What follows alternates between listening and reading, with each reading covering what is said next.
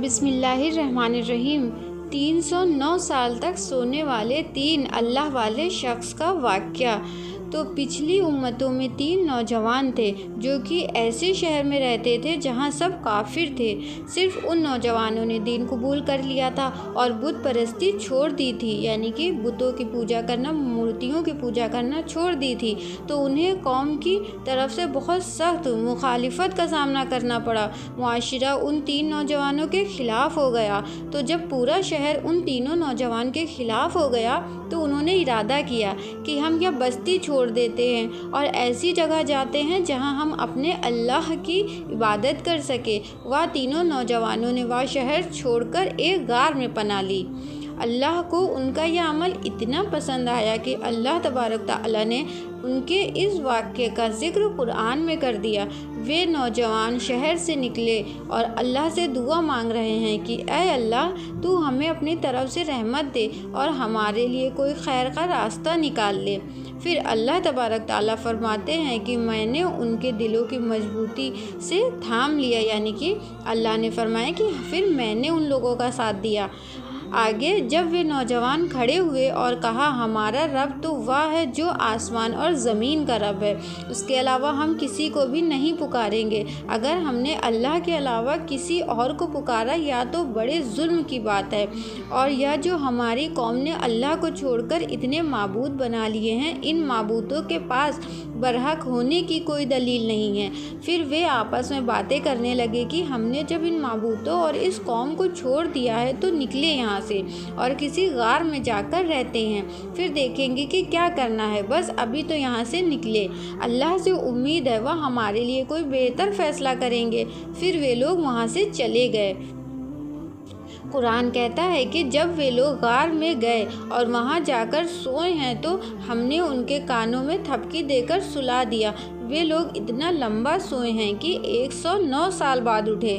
اور اللہ نے جب ان کو سلایا ہے تو ایسے نہیں کہ جیسے کہ کوئی بے ہوش انسان ہو کہ اپنے ہاتھ پیر بھی نہیں ہلا رہا، سیدھا 109 سال بعد اچانک سے اٹھ گیا ہے، ایسا بالکل نہیں ہے۔ اللہ نے قرآن میں فرمایا کہ جب وہ لوگ سوئے ہیں تو ہم نے ان کو کروٹیں بھی دلائی، اور سورج اس طرح سے مشرق سے مغرب میں غروب ہوتا تھا کہ سورج کی تپش ان کو نہ پریشان کرے اور ان کے اوپر روشنی بھی جاتی رہے، لیکن ایک خاص طریقے سے، نہ یہ سورج کی تپش سے پریشان ہوں اور نہ ان کو غار میں اندھیرا ستائے، اور چہرے پر ان لوگوں کے اتنا رعب ڈال دیا کہ دیکھنے والا انہیں سمجھے کہ جاگ رہے ہیں، یعنی کہ اتنی گہری نیند میں نہیں سو رہے ہیں، اور ان کا کتا غار کے باہر ٹانگیں پھیلائے بیٹھا ہوا ہے۔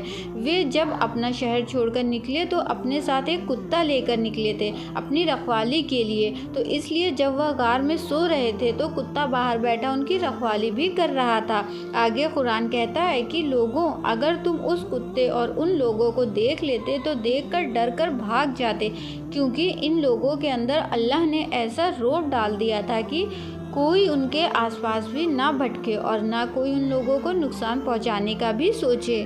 پھر اللہ نے انہیں 309 سال بعد اٹھایا، اور یہ لوگ انگڑائی لیتے ہوئے اٹھے اور ایک دوسرے سے پوچھا کہ ہم لوگ کتنا سوئے ہیں، کافی لمبا سو گئے ہیں۔ پھر ایک نے کہا لگتا ہے ہم لوگ 24 گھنٹے سوئے ہیں یا اس سے تھوڑا کم، کیونکہ ایک دن تو سوئے ہیں، کل اتنے بجے سوئے تھے اور آج اتنے ہی بج رہے ہیں۔ کافی پریشان ہوئے اور بولے کہ ارے اللہ کو ہی پتہ ہوگا کتنا سوئے ہیں، اس بحث میں کیا رکھا ہے، کیونکہ وہ لوگ تھوڑا سا کنفیوز ہو رہے تھے کہ 24 گھنٹے والی نیند لگ نہیں رہی ہے، جیسے لگ رہا ہے سالوں سے سو رہے تھے۔ پھر خود ہی کہنے لگے چھوڑو، اللہ کو پتہ ہے ہم کتنا سوئے ہیں، ہمیں کیا کرنا ہے۔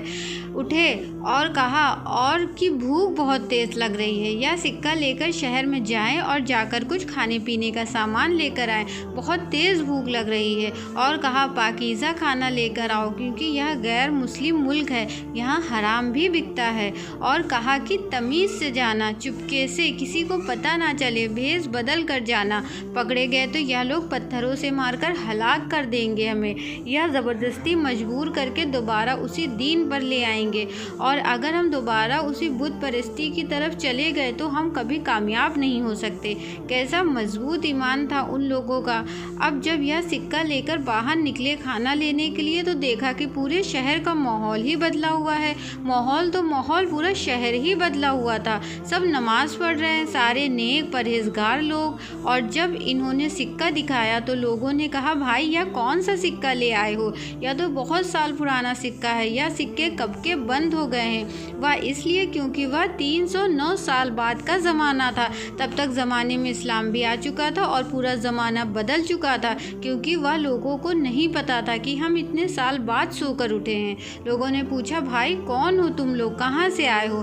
سب لوگوں نے تحقیر کی کہ یہ لوگ کون ہیں اور کہاں سے آئے ہیں، لیکن ان لوگوں کو یہ بھی پتا تھا کہ بہت سالوں پہلے کچھ لوگ تھے جنہوں نے اللہ کے لیے اور دین کے لیے سب سے بغاوت کر لی تھی۔ انہوں نے اپنا شہر چھوڑ کر ایک غار میں جا کر بس گئے تھے، اس لیے اس زمانے کے لوگوں کو ان لوگوں کے بارے میں پتا تھا، ان لوگوں کے بارے میں کتابوں میں بھی آ چکا تھا، اس وجہ سے سب ان لوگوں کے بارے میں جانتے تھے۔ تو جو اس کتابوں میں لکھا تھا کہ ان لوگوں کا حلیہ ایسا ہے، وہ ایسے دکھتے ہیں، یا سب علامتیں ان لوگوں میں دکھی تو لوگوں نے پہچان لیا کہ یہ وہی بزرگ ہیں جن کی کرامت ہے کہ 309 سال بعد بھی زندہ ہے، یا تو بڑے بزرگ ہیں۔